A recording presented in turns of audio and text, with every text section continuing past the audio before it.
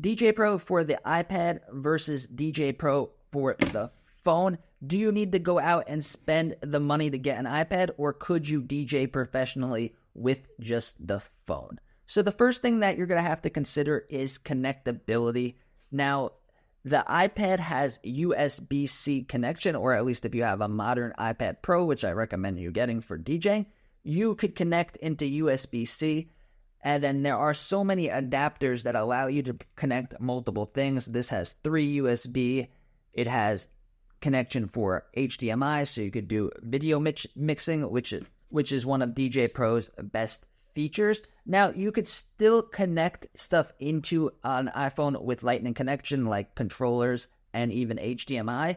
But there are limited, like this one, I'll leave links down below. This allows you to connect a USB into your phone. It's called the camera adapter, and it does work. You can get your controller in that way, but these are expensive and not a lot of them work very well. They're not as reliable. I found that USB-C is a much more reliable connection. Next is going to be an obvious one, and that is a limited screen space.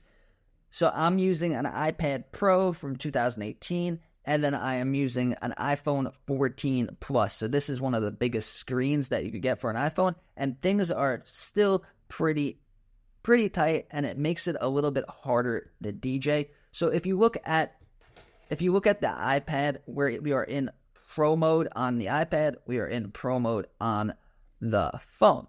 Now you have pretty much every feature you could possibly want right here at your fingertips. On the iPad version, you have all this box of all the features down here. You could make them different individually. You have your waveforms, you have your jog wheels, and then you have the full mixer here if you want it, or you could open up your sampler or a looper.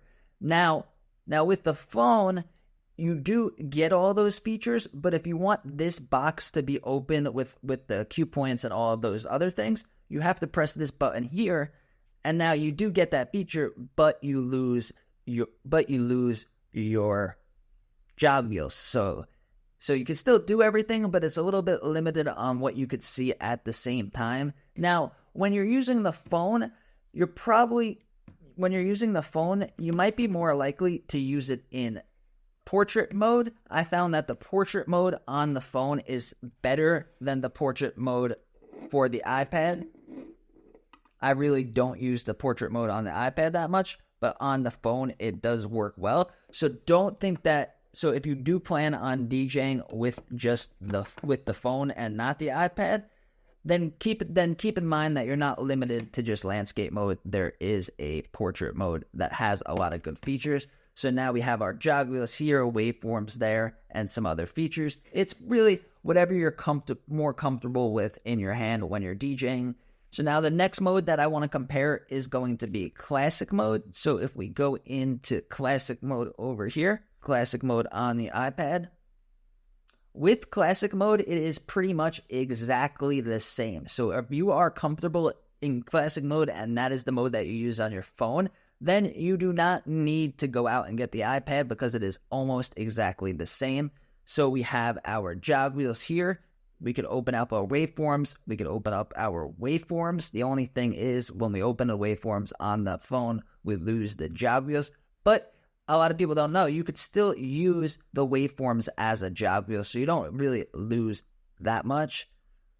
We have our looper and our sampler there. So with classic mode, if classic mode is the mode that you use, then you could probably get away with DJing with your phone for a while.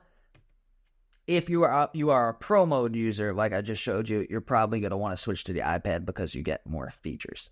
Next is going to be convenience and portability. So obviously, you're always going to have your phone on you. And if you DJ with streaming services, then you don't really have to worry about the lack of storage because usually iPads have more storage.